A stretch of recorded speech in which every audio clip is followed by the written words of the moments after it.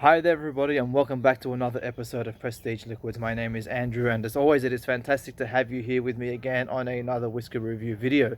Now in today's video I'm very excited to announce that I have the latest release from Starward, and that's the Starward Fortis. Now this one of the main exciting things about this particular release is that, again, as I mentioned, it's their latest release. Number two, bottled at 50%, so we're sitting on a nice high ABV there. And number three, this is part of their core range, so we can expect to see this on the shelf pretty much wherever we go. And yeah, but the only difference will be is that you'll have a different batch number on the bottle. So like I said, this is batch number one, and I can't wait to show this to you all. First of all, I'd just like to give a a little shout out as well. Now, Starward, as a lot of you know, are a Melbourne-based distillery, and I guess for all of us Aussies here and some of you around the world may know that currently Victoria having a very hard time of it with COVID at the moment.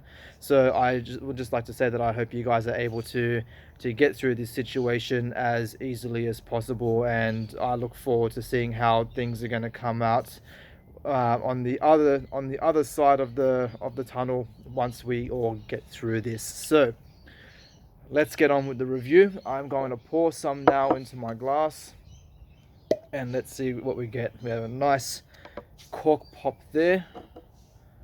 So one of the main features of Starward is that their barrels come from Barossa Valley wineries. This is an American oak. Yep, so it comes from American oak barrels. I just have to say, very tight, a very tight cork, which is a good thing. And one thing that I must say as well, Starwood's bottle presentation is absolutely beautiful. Take a look at that. All right, so one of the first things that you're going to notice about this is that color.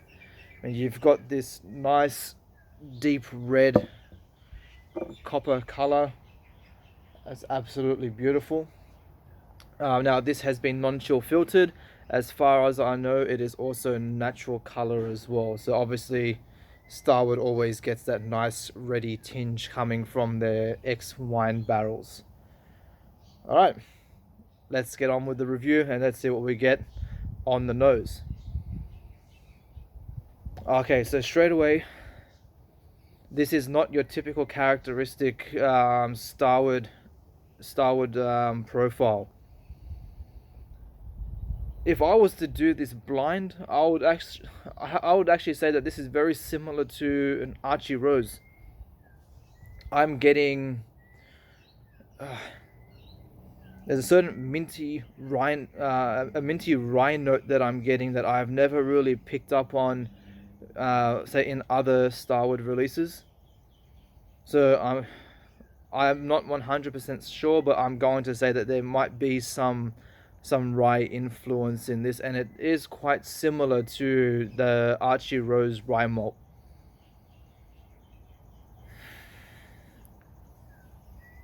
There's some nice barrel influence coming through there.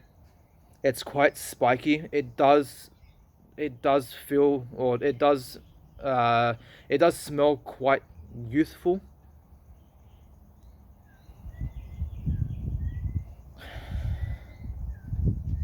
I don't know exactly what the age is of this, but I guess being a non-age statement Australian whiskey, it will be a minimum of 2 years old.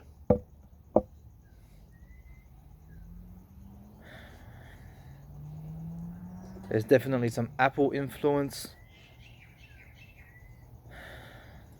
touch of smoke. That'll be like, yeah, wood char smoke. Definitely not peated.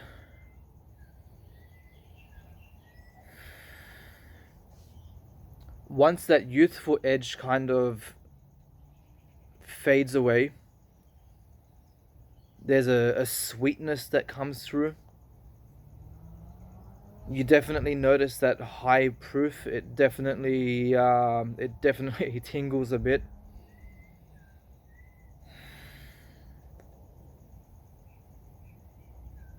Okay, so there's a bit of that banana Starward character note that I just picked up there, but you really have to dig into it and find it. It's not as prominent as, say, the other Starward core ranges.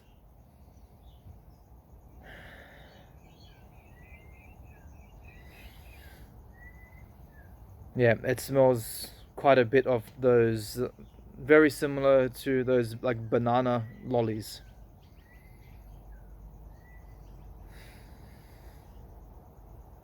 There's a lot going on here. I'm very curious to see how how it will develop as I get through the bottle. So I might even, we'll see how it goes. If I do notice changes as I get through the bottle, I think I will revisit it and re-review it once I start to get through it. But we'll see how we go. Okay, let's move on from the nose and let's see what we get for the palate. So, okay, let's just prime the palate first.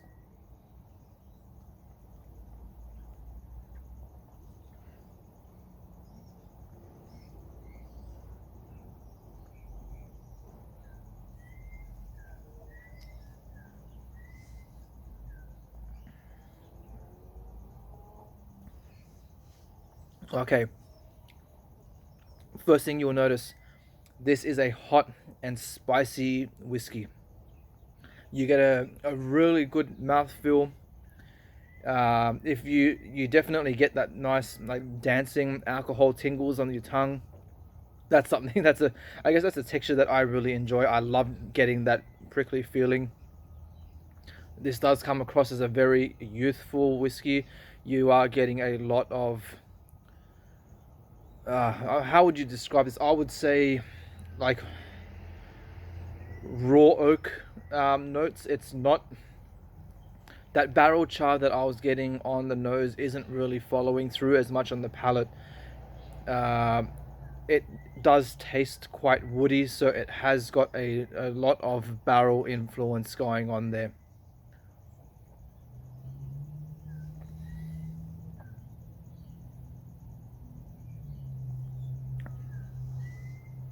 Alright, so those apples are definitely coming through a lot more. Those fade away, and you're left with like these very deep charred caramel notes.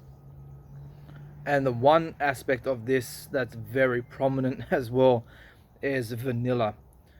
We all have heard of, I guess, like sherry bombs, very high like port or tawny influenced whiskies. I'm gonna put it out there and say this is a vanilla bomb. This is the closest thing I've had to like a vanilla bomb whiskey in comparison to other whiskeys that I've tried.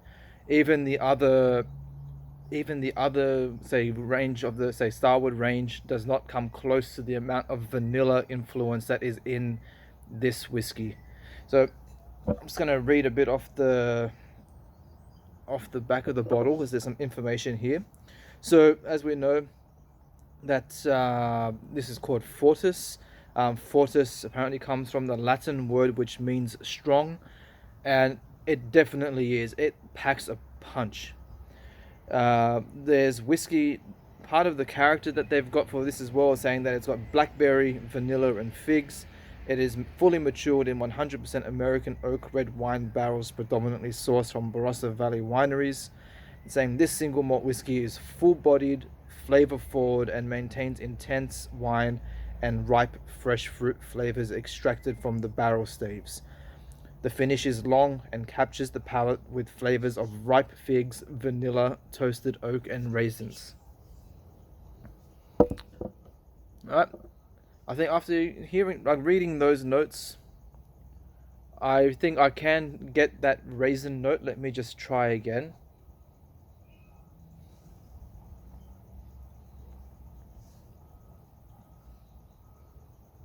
Okay, yep, I can pick that. It does have a certain like raisin, like dried grape note for it, but I think you do have to to dig around for it. I'm not really getting the fig or blackberry, but look, that is something that could come through as you get through the bottle. So I am curious to see how this is going to open up. Or I should have brought some out with me. I should also try adding a touch of water into it as well, because I think probably adding a couple of drops, obviously that's going to help drop down the ABV, and I think it will open up some of those more underlying flavors as well. Now, I think the finish is where this really shines. It's, considering the higher ABV, it's quite mellow, but it doesn't punish you. It's relatively smooth. Those strong spiky oak barrel notes aren't coming through as dominant. They are a lot more rounded off. And again, you're getting this nice, like, soft vanilla ice cream, like, aftertaste that keeps coming up as well. And normally, again, so when it comes to like desserts and sweet things like that, I'm not always a big fan, but for this, it's actually coming across really, really well. Now, as a whole, I would have to say that, I guess in my own opinion, the Nova and the Solera are probably just probably a little bit better. I will have to play around with, let's say, adding water into it as well, and just to see how that changes it. But the one thing that I am, I guess, happy to put out there as well is that it does not taste exactly like the Nova or the Solera. It does have its own flavor profile, and it does stand apart from, so it does stand apart from those previous core releases, and obviously the twofold as well. This is a whiskey in its own category, and to me doesn't really taste the same as those previous releases, which is a good thing, because we're starting to see some more, I guess, diversity in what Starward are able to put out. Well, I think so for me at the moment, that's it. I think I will actually, you know what I will do, I will come back and revisit this again. I will review it again once I come down to about the halfway mark of the bottle, and I'll also review it with adding in water and seeing what kind of notes that brings out in it as well, because I really believe that it will help to just to bring out some of those extra flavors that might be getting hidden by the, I guess, that high oak note, and also the higher ABV. Also, if you've been following me for some time now, you probably would have seen that I've got a Starward playlist set up. So what I'm going to do, in the description down below, I'll put a link to that playlist where I will add this into it, and you can also see some of the other Starward reviews that I have done if you haven't seen them yet. So if you're a returning subscriber, thank you for joining me along my journey so far. I love putting out these videos for you, especially with the Australian whiskies, and just being able to try and, I guess, introduce those to a wider audience. If you're new to the channel, then make sure you hit that bell notification and the subscription button so that you can stay up to date with all future content. For those of you who have been able to try this so far, please drop me a comment down below. I would love to know what you have thought about it, or whatever you have thought of, say, the previous Starward releases. I always enjoy hearing other people's feedback on what they think of Starward. And as always, when it comes to the Starward releases, guys, thank you again. You have put out a great whiskey, and I cannot wait to see what you guys bring out in the future. So that's me signing off, and there we go. We've got a bee flying around there now. All right, that's gone. I'm gonna go. I think I better head inside where it's a bit safer, and I'll see you all again on the next video. KIPPIS.